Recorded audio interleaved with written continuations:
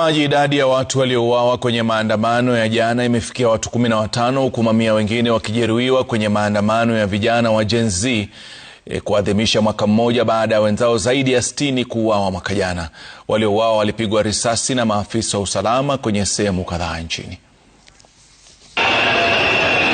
Huku waandamanaji wakikabiliana na polisi jijini Nairobi, wahudumu wa afya walikuwa katika harakati za kuwasaidia waliokuwa wamejeruhiwa. Bishi yetu umemtoa meno yote hapa, kuna shimo hapa. Jamaa ananiambia kuna demo ameshutiwa amepelekwa Jamia Mosque. Sasa nikamuuliza anakaa jamaa amevaa aje? Akaniambia amevaa t-shirt ya white. Pigwa risasi hapa, yeye alikuwa amekaa akigojea gari ya kwenda Kangware. So askari akasema naua, kapiga risasi hapa. Risasi mbili, moja hapa na nyingine kwa mkono. Vijana walikuwa wanaandamana, nilikuwa miongoni mwao. Nikakutana na polisi, walikuwa wengi. Wakapita wakanifuamia, mmoja akanipika juu kwa kichwa, wengine wakanipika marungu. Lakini kwa hiyo wakati nikapigwa na ambulance, nimeletwa Kenyatta. Hasa nimetipiwa, nimeambiwa niende kwa nyumba. Zaidi ya watu 500 walipokea huduma za matibabu kutoka kwa wahudumu wa afya waliokuwa jijini, wengi wao wakipokea matibabu na kuondoka.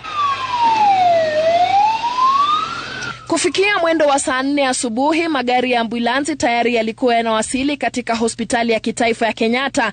Mtu huyu anauguza majeraha baada ya kupigwa risasi na polisi usoni.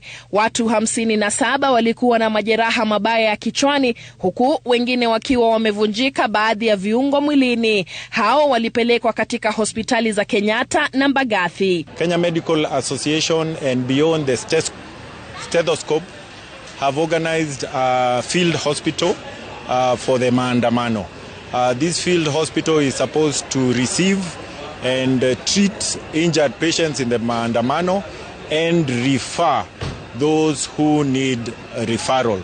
We are working with many partners. We had a call for cash donations for which very many Kenyans send for us to facilitate this field hospital. Katika msikiti wa Jamia, wahudumu wa afya kutoka shirika la Red Cross walikuwa hapa kutoa huduma kwa waandamanaji na majeruhi walifika kwa wingi.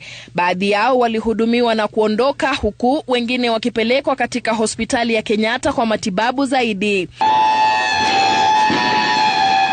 We've been seeing casualties on the go. I wouldn't put a number right now. We are handling casualties and is charging them on the ground.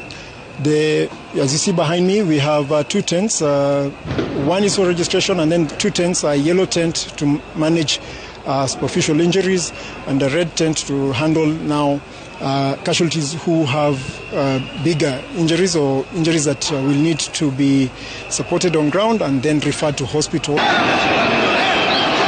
Na huku maandamano yakiendelea, taswira nyingine ilianza kushuhudiwa.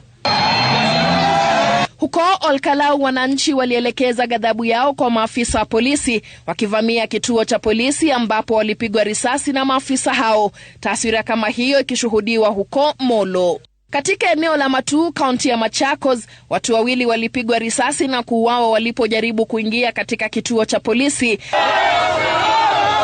Na huko Wote, watu wengine 2 walipigwa risasi na kuuawa. Maandamano yaliyoshuhudiwa katika eneo hilo yakiathiri usafiri katika barabara kuu ya kuelekea Mombasa. Na mtaani Pipeline, mtu mmoja alipigwa risasi na kuuawa. Zaidi ya watu 150 wameripotiwa kujeruhiwa katika maeneo tofauti nchini. Maandamano ya leo yakiibua kumbukumbu yaliyoshuhudiwa mwaka mmoja uliopita, ambapo waandamanaji waliuawa na wengine kujeruhiwa. Mary Mwoki, Runinga ya Citizen.